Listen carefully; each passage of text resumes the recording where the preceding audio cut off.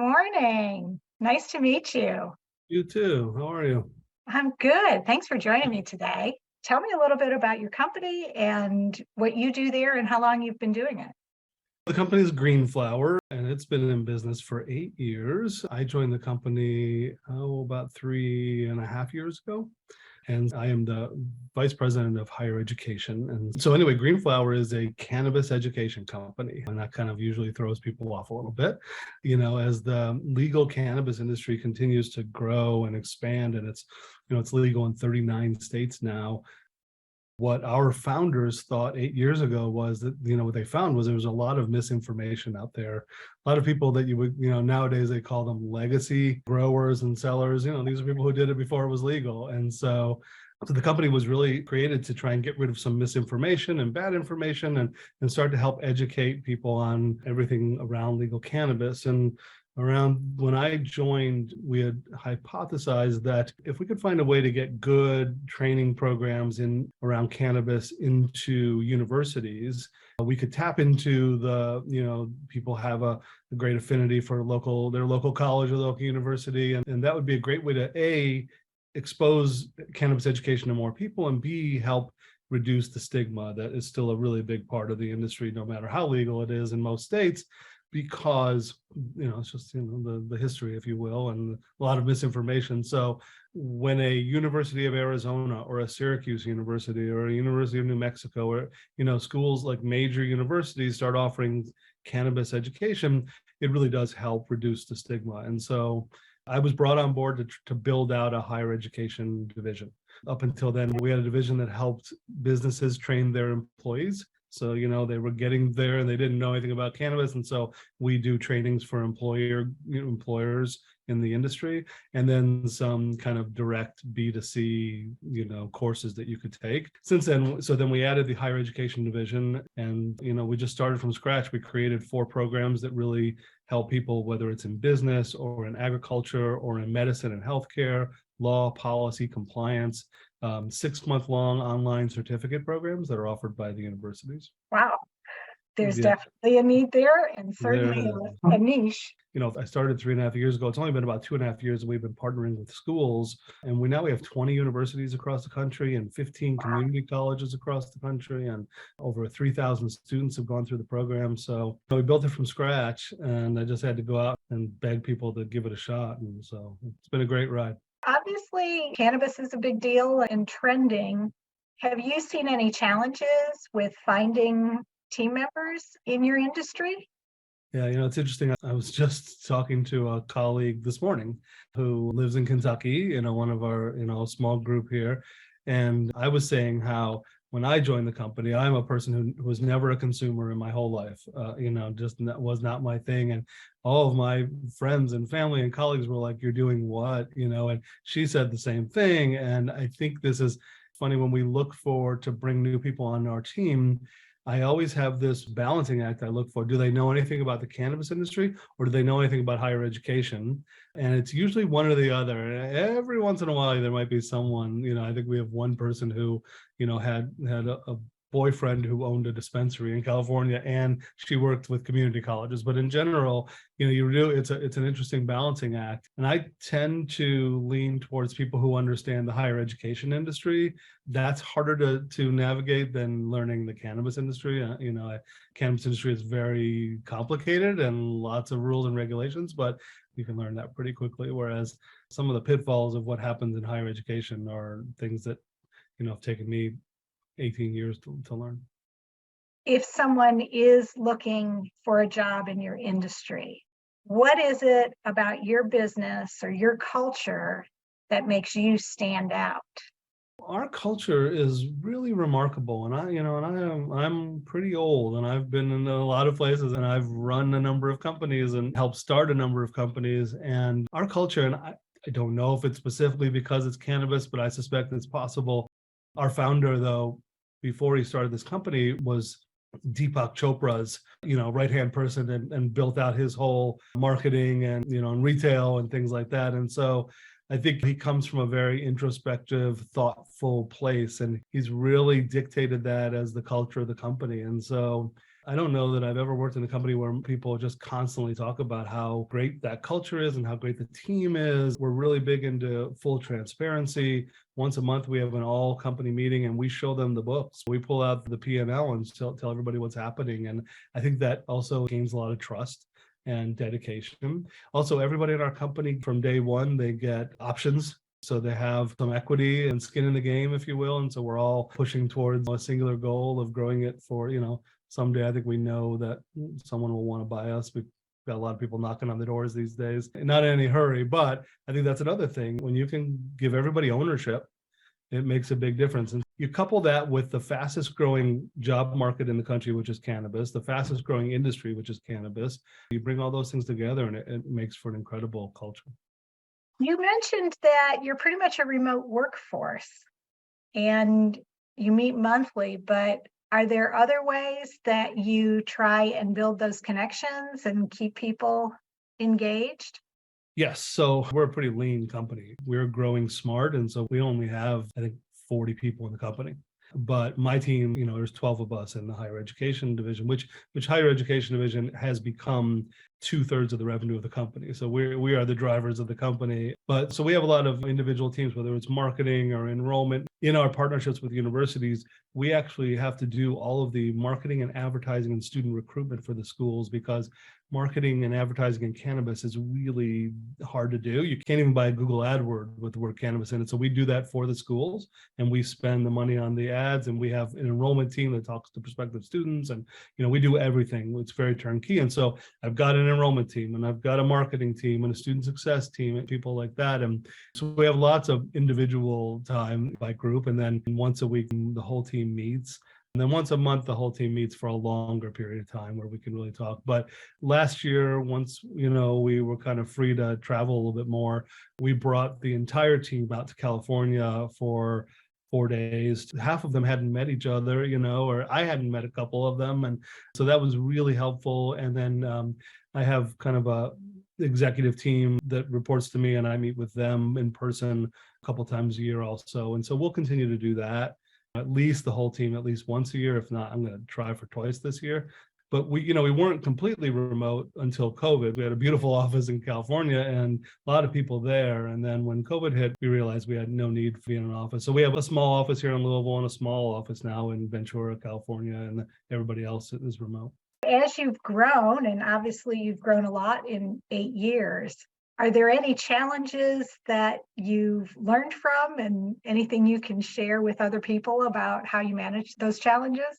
For me, while the company is 8 years, my division is 3 years old, and we're kind of always in startup mode. And there's a lot to that.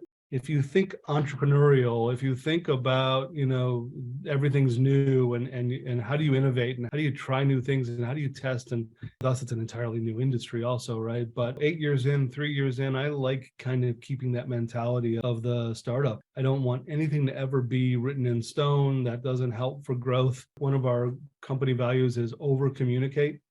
We embody that. We want people to over communicate. If I get 10 extra emails a day because someone's over communicating, that's okay. But that idea of everybody's got a say and transparency in the company and our willingness to try new things and not be afraid and not get into ruts, and those are things that I think have been tremendously helpful for us as we've grown significantly. There was no higher ed division 3 years ago, and this year we'll close out at just under $10 million in revenue just from my division, right? So rapid growth and, bringing new people on and getting them to be a part of it is really important. But for us, communication, thinking like we're still young and new and have to keep earning our chops, and transparency amongst the team, I think those things are really important. And I don't care if you're a 20-year-old company or a 2-year-old company. I think finding ways to keep things fresh and keep people interested and active and wanting to try and do more is the way I've always, in any company I've been in, I've always tried to make it so that innovation is important. And sometimes I think when you get into year 10 or whatever, or 5 or 6 or whatever, you can easily say it's working, let's not change. But I always feel it could work a whole lot better. In that marketing exercise that we do for all of our university partners, We have to market on their behalf. And because of the cannabis rules, we were lucky we negotiated with Facebook to allow us to advertise these programs as long as it went through the Facebook page of the university and not ours. So that was like one of the few areas we could actually go and advertise in. And 90% of our leads come from Facebook. And every day I say to our marketing team, we can't do that anymore. We've got to find other ways. So this year we experimented with ads that didn't have the word cannabis. And we did some Google advertising. We did some iHeartRadio. So it's working. We get a lot of leads on Facebook, but I don't care if it's working. I don't ever want to have that many eggs in one basket. I also think that if you just stick to only one thing, if 2 years from now we're still at 90% on Facebook, we've failed, because there's probably more and better leads to be had if we can find better ways to do it. Well, you kind of answered my next question, is if there was anything you'd do differently. So obviously pursuing other avenues. Yeah, I would also say, when we first started for the advertising and marketing, we found an agency to help us because it was, me.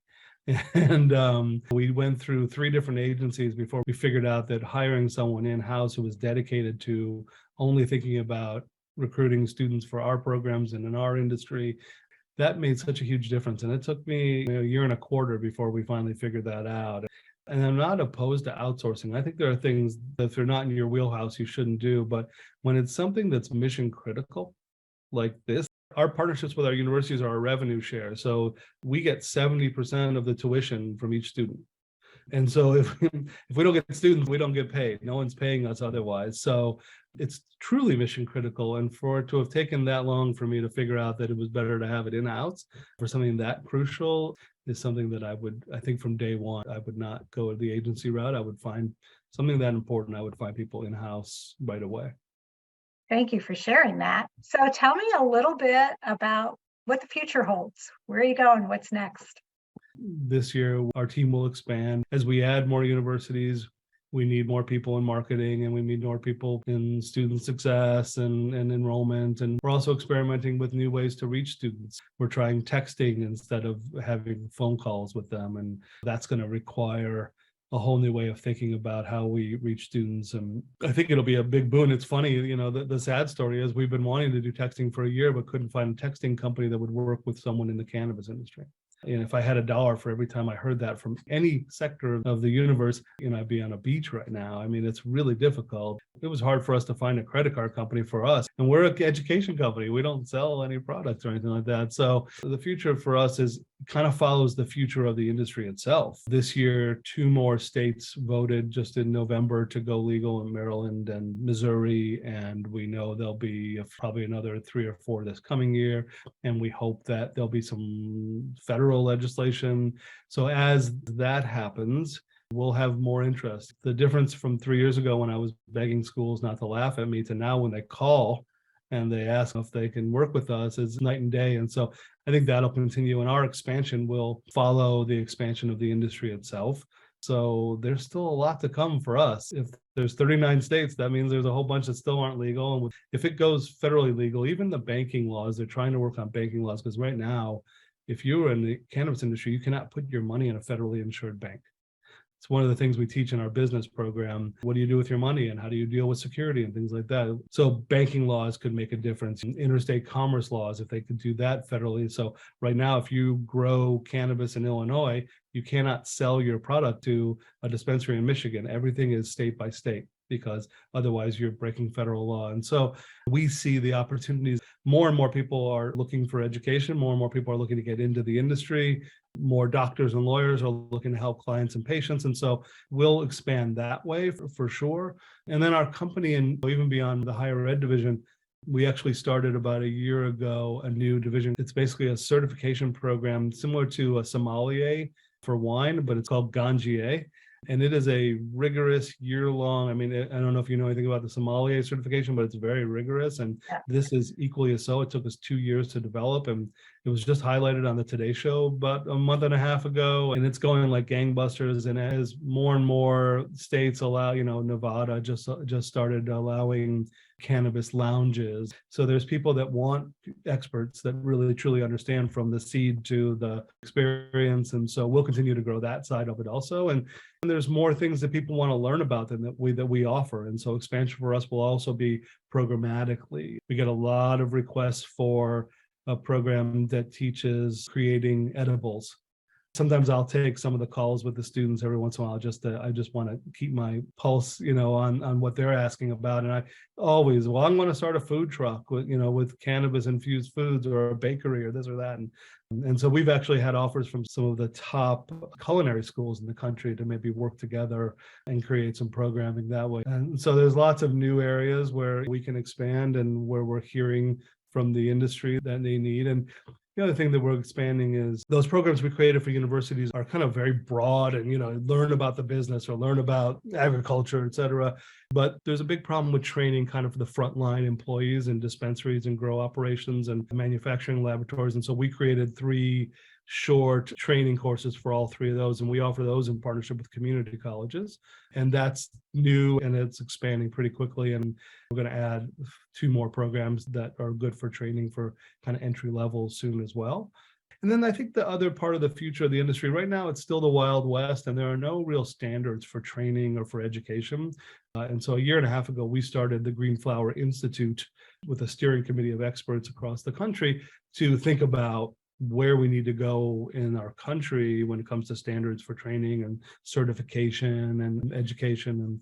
And that's something that we're really, we think is important. And we're pushing that pretty hard as part of our future, is to get the industry to adopt some of the things that we're teaching. So that the industry is controlling it, not outside forces. Yeah, and right now nobody controls it, which is, kind of sad. We know that the industry likes what we're teaching, and we're really kind of the only major player that does what we do.